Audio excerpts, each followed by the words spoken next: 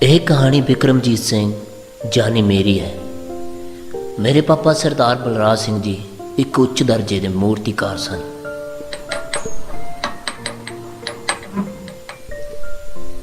मेरी उम्र तकरीबन 10 कुछ साल होवेगी जदों मैं पहली बार उन्हां दी शॉप ते गया ते उन्हां नूं काम करदे वेखिया। पापा जी ने इस तरह काम करदे वेख मैनूं बड़ा चंगा लग्या ते मेरे दिल विच भी एक इच्छा पैदा हुई कि मैं उन्हां दी तरह मूर्ति बनावां ते मैं अपनी इच्छा अपने पापा के जाहिर की। पापा पापा मैं भी मूर्ति बनाऊंगा।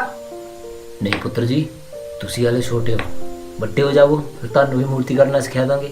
नहीं नहीं पापा मैं मूर्ति बनाना सीखना, मैं तो हुणे सिखाओ प्लीज पापा। पहला पापा ने मना कर दिता पर मेरे लगातार जिद करन ते आखिरकार वो मन नहीं गए। अच्छा ठीक है रुक फड़ाना मैं को।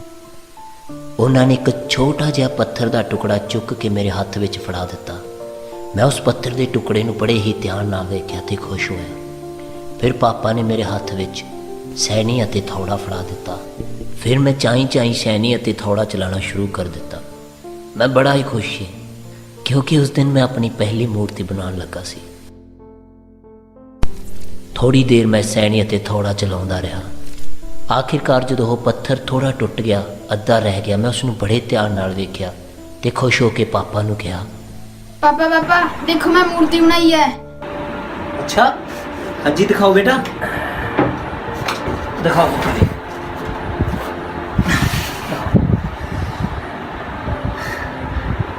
शाबाश पुत्र, मूर्ति तो बहुत सोहनी बनाई है पर तेनू ना होर मेहनत की लोड़ है ना। वेरी गुड, लगे रहो, वधिया बनाओगे तुसी। इन्हूं मैं साम के रख लेना है ना, तू होर बना। पापा मूँहों तारीफ सुन के मेरी खुशी का कोई ठिकाना ना रहा। मैं बहुत ज़्यादा खुश हुआ तो उस दिन बहुत ज़्यादा उत्साहित भी हुआ तो हर रोज़ मैं मूर्तियाँ बनाने लगा, पापा नूं दिखाउण लगा। पापा देखते तो हर रोज़ कोई ना कोई कमी करते। इदां ही करते करते मेरी उम्र 15 साल हो गई तो उस दिन मैं एक मूर्ति बनाई तो अपने पापा जी कोल गया दिखाउण दे लई। बापू हाँ देख मैं मूर्ति बनाई है। तू बनाई है? हाँ बापू मैं बनाई है। ते पापा जी बड़े ही ध्यान नाल, बड़ी ही बरीकी नाल उस मूर्ति नूं वेखदे रहे ते फिर बोले, पुत्र जी तुसी बनाई है? हाँ बापू मैं बनाई है। और आओ बैठो। किवें लगी बापू? शाबाश पुत्र, मूर्ति तो तू बड़ी सोहनी बनाई है पर ना च सफाई बहुत ज़्यादा घट है। थोड़ा तुसी सफाई वाल ध्यान दियो है। बाकी मूर्ति बाकमाल है। शाबाश, आ फड़ो। मैनूं बहुत उम्मीद सी कि पापा जी इस विचों कोई गलती नहीं कड्डणगे पर उन्होंने इस विचों भी गलती कड्ड दित्ती। मैं उस दिन बहुत ज़्यादा निराश होया। पुत्र विक्रम। हाँ जी पापा। उरे आओ पुत्र। आया बापू। उरे आओ पुत्र, बैठो एक मिनट। उरे की गल हुई बापू? बैठो बैठो बैठो।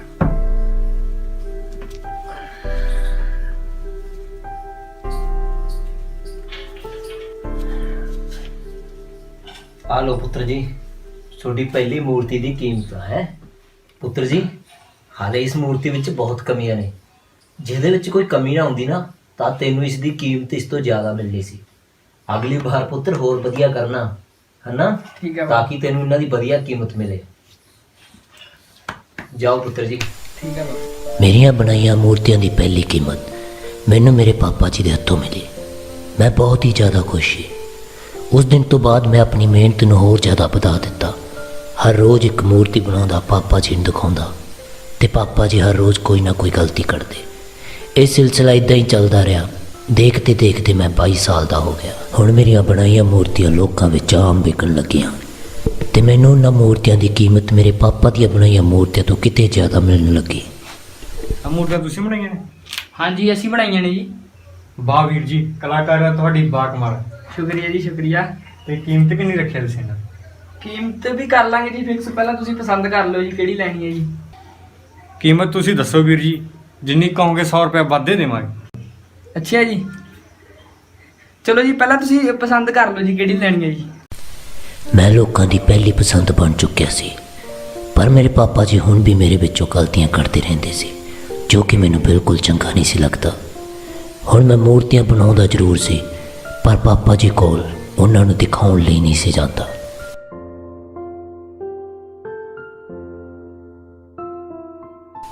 ਤੇ ਇੱਕ ਦਿਨ ਪਾਪਾ ਜੀ ਖੁਦ ਚੱਲ ਕੇ ਮੇਰੀ ਸ਼ੌਪ ਤੇ ਆਏ, ਪਰ ਉਸ ਵਕਤ ਮੇਰੇ ਸਬਰ ਦਾ ਬਾਂਧ ਬਿਲਕੁਲ ਟੁੱਟ ਚੁੱਕਿਆ ਸੀ। ਪਾਪਾ ਜੀ ਦੀ ਗਲਤੀਆਂ ਕੱਢਣ ਵਾਲੀ ਆਦਤ ਤੋਂ ਮੈਂ ਬਿਲਕੁਲ ਹੀ ਅੱਕ ਚੁੱਕਿਆ ਸੀ। ਪਾਪਾ ਜੀ ਨੂੰ ਲੈ ਕੇ ਮੇਰੇ ਅੰਦਰ ਬਹੁਤ ਕੁਝ ਚੱਲ ਰਿਹਾ ਸੀ, ਤੇ ਉਸ ਦਿਨ ਮੈਂ ਉਹ ਸਾਰਾ ਕੁਝ ਪਾਰ ਕੱਢ ਦਿੱਤਾ।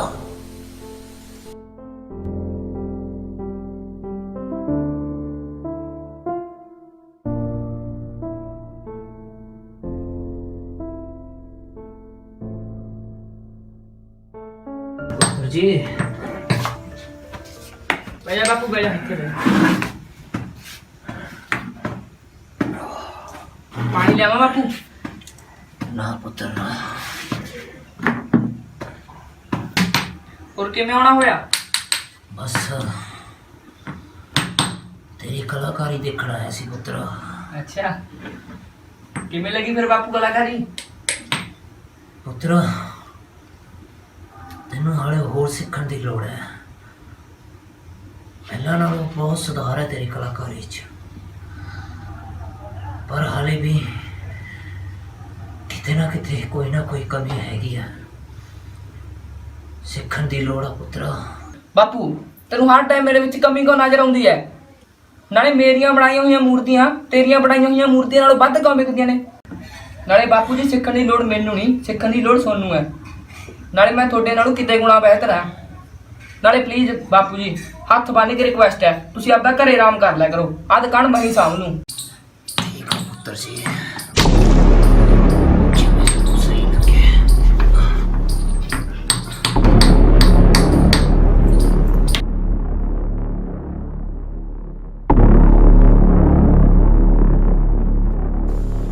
ਪਾਪਾ ਜੀ ਨਿਰਾਸ਼ ਹੋ ਕੇ ਬਿਨਾਂ ਕੁਝ ਬੋਲੇ ਚੁੱਪਚਾਪ ਉੱਥੋਂ ਚਲੇ ਗਏ, ਪਰ ਮੈਂ ਬਹੁਤ ਜ਼ਿਆਦਾ ਖੁਸ਼ ਸੀ, ਕਿਉਂਕਿ ਹੁਣ ਮੇਰੀਆਂ ਬਣਾਈਆਂ ਮੂਰਤੀਆਂ 'ਚੋਂ ਗਲਤੀ ਕੱਢਣ ਵਾਲਾ ਕੋਈ ਵੀ ਨਹੀਂ ਸੀ। ਮੈਂ ਚਾਈਂ ਕੰਮ ਕਰਨ ਲੱਗਿਆ। ਦੇਖਦੇ ਹੀ ਦੇਖਦੇ ਕੁਝ ਦਿਨ ਬੀਤੇ, ਥੋੜਾ ਸਮਾਂ ਲੰਘਿਆ।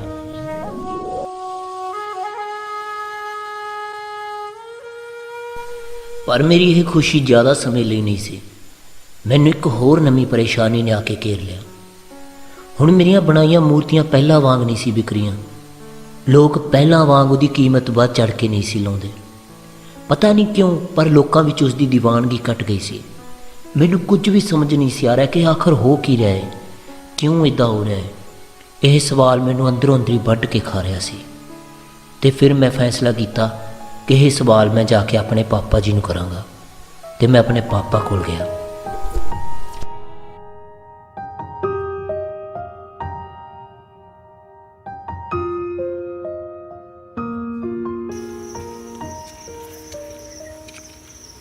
ਬਾਪੂ ਆ ਪੁੱਤਰਾ, ਆ ਕੁਰਸੀ ਚੱਕ ਲਿਆ। ਹੋਰ ਸਿਹਤ ਠੀਕ ਆ ਬਾਪੂ? ਵਧੀਆ ਪੁੱਤ ਵਧੀਆ, ਤੂੰ ਦੱਸ। ਵਧੀਆ ਵਧੀਆ। ਕੀ ਗੱਲ ਆ ਪੁੱਤਰਾ, ਬੜਾ ਉਦਾਸ ਦਿਖ ਰਿਹਾ। ਬਾਪੂ ਮੈਨੂੰ ਇੱਕ ਗੱਲ ਬਹੁਤ ਸਤਾ ਰਹੀ ਹੈ ਕਿ ਮੇਰੀਆਂ ਮੂਰਤੀਆਂ ਪਹਿਲਾਂ ਵਾਂਗ ਲੋਕ ਪਸੰਦ ਕਿਉਂ ਨਹੀਂ ਕਰਦੇ, ਤੇ ਨਾ ਹੀ ਉਹਨਾਂ ਦੀ ਪਹਿਲਾਂ ਵਾਂਗ ਕੀਮਤ ਲੱਗਦੀ ਹੈ। ਪੁੱਤਰਾ ਇਹ ਤਾਂ ਇੱਕ ਦਿਨ ਹੋਣਾ ਹੀ ਸੀ। ਬਾਪੂ ਤੁਹਾਨੂੰ ਕਿਵੇਂ ਪਤਾ ਵੀ ਇੱਕ ਦਿਨ ਹੋਣੀ ਸੀ? ਪੁੱਤਰਾ ਸਮਾਂ ਬਹੁਤ ਬਲਵਾਨ ਹੈ। ਇਹ ਜੋ ਸਮਾਂ ਅੱਜ ਤੇਰੇ ਤੇ ਆ, ਇਹ ਕਦੇ ਮੇਰੇ ਤੇ ਵੀ ਆਇਆ ਸੀ। ਮੈਂ ਵੀ ਤੇਰੇ ਵਾਂਗ ਖੁਦ ਨੂੰ ਬਿਹਤਰ ਸਮਝਦਾ ਸੀ, ਖੁਦ ਨੂੰ ਪਰਫੈਕਟ ਸਮਝਦਾ ਸੀ। ਇਹ ਜੋ ਪਰਦਾ ਮੇਰੀ ਅੱਖਾਂ ਤੇ ਪਿਆ ਸੀ ਨਾ, ਇਹ ਮੈਨੂੰ ਮੇਰੀਆਂ ਗਲਤੀਆਂ ਨਹੀਂ ਸੀ ਦੇਖਣ ਦਿੰਦਾ, ਤੇ ਮੇਰੇ ਅਹੰਕਾਰ ਨੇ ਮੈਨੂੰ ਹੌਲੀ ਹੌਲੀ ਅਰਸ਼ੋਂ ਫਰਸ਼ ਤੇ ਲਾ ਦਿੱਤਾ। ਜੋ ਸਵਾਲ ਤੂੰ ਅੱਜ ਮੇਰੇ ਕੋਲ ਲੈ ਕੇ ਆਇਆ, ਇਹ ਸਵਾਲ ਇੱਕ ਦਿਨ ਮੇਰੇ ਕੋਲ ਵੀ ਸੀ। ਪਰ ਅਫਸੋਸ ਪੁੱਤਰ, ਇਸ ਸਵਾਲ ਦਾ ਜਵਾਬ ਦੇਣ ਲਈ ਮੇਰੇ ਕੋਲ ਮੇਰਾ ਬਾਪੂ ਨਹੀਂ ਸੀ। ਸਮਾਂ ਬਹੁਤ ਬਲਵਾਨ ਹੈ ਪੁੱਤਰ, ਸਮਾਂ ਬਹੁਤ ਬਲਵਾਨ ਹੈ। ਫਿਰ ਬਾਪੂ ਜੀ ਤੁਸੀਂ ਮੈਨੂੰ ਉਸ ਦਿਨ ਕਿਉਂ ਨਹੀਂ ਸਮਝਾਇਆ ਜਿਸ ਦਿਨ ਮੈਂ ਤੁਹਾਨੂੰ ਬੁਰਾ ਭਰਾ ਬੋਲ ਰਿਹਾ ਸੀ? ਪੁੱਤਰ ਜੀ, ਉਸ ਦਿਨ ਤੁਹਾਡੀਆਂ ਅੱਖਾਂ ਤੇ ਬਿਹਤਰ ਦਾ ਪਰਦਾ ਪਿਆ ਹੋਇਆ ਸੀ। ਤੁਹਾਡੇ ਹੰਕਾਰ ਨੇ ਉਸ ਦਿਨ ਤੁਹਾਨੂੰ ਕੁਝ ਵੀ ਸਮਝਣ ਨਹੀਂ ਸੀ ਦੇਣਾ, ਇਸ ਲਈ ਮੈਂ ਤੁਹਾਨੂੰ ਕੁਝ ਵੀ ਸਮਝਾਉਣਾ ਠੀਕ ਨਹੀਂ ਸਮਝਿਆ। ਮੈਂ ਇਸ ਗੱਲ ਨੂੰ ਸਮੇਂ ਤੇ ਛੱਡ ਦੇਣਾ ਬਿਹਤਰ ਸਮਝਿਆ। ਤੇ ਦੇਖੋ, ਅੱਜ ਤੁਸੀਂ ਚੰਗੀ ਤਰ੍ਹਾਂ ਸਮਝ ਗਏ ਹੋਵੋਗੇ। ਪੁੱਤਰ ਜੀ, ਇਨਸਾਨ ਦਾ ਸਮਝਾਇਆ ਬੰਦਾ ਸਮਝ ਕੇ ਵੀ ਨਹੀਂ ਸਮਝਦਾ, ਪਰ ਜੋ ਵਕਤ ਬੰਦੇ ਨੂੰ ਸਬਕ ਦਿੰਦਾ ਹੈ ਨਾ, ਉਹ ਸਬਕ ਬੰਦਾ ਚਾਹ ਕੇ ਵੀ ਭੁਲਾ ਨਹੀਂ ਸਕਦਾ, ਚਾਹ ਕੇ ਵੀ ਭੁਲਾ ਨਹੀਂ ਸਕਦਾ, ਚਾਹ ਕੇ ਵੀ ਭੁਲਾ ਨਹੀਂ ਸਕਦਾ ਪੁੱਤਰ ਜੀ।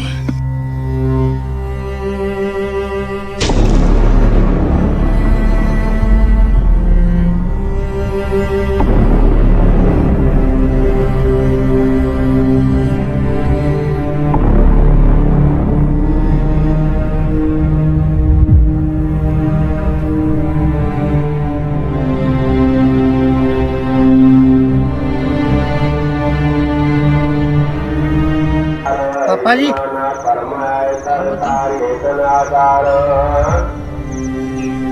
ਕੀ ਹੋਇਆ ਬਾਪੂ ਜੀ, ਇੱਥੇ ਉਦਾਸ ਕਾਹਤੋਂ ਬੈਠੇ ਹੋ? ਪੁੱਤ ਪੁਰਾਣੀਆਂ ਗੱਲਾਂ ਯਾਦ ਆ ਗਈਆਂ ਸੀ। ਬਾਪੂ ਜੀ, ਤੁਸੀਂ ਫਿਰ ਇਦਾਂ ਹੀ ਉਦਾਸ ਬੈਠੇ ਰਹੇ ਇੱਥੇ, ਮੈਨੂੰ ਕੋਈ ਵਧੀਆ ਮੂਰਤੀਕਾਰ ਕੌਣ ਬਣਾਊਗਾ? ਮੈਨੂੰ ਕੌਣ ਸਿਖਾਊ ਤੁਹਾਡੇ ਬਿਨਾਂ?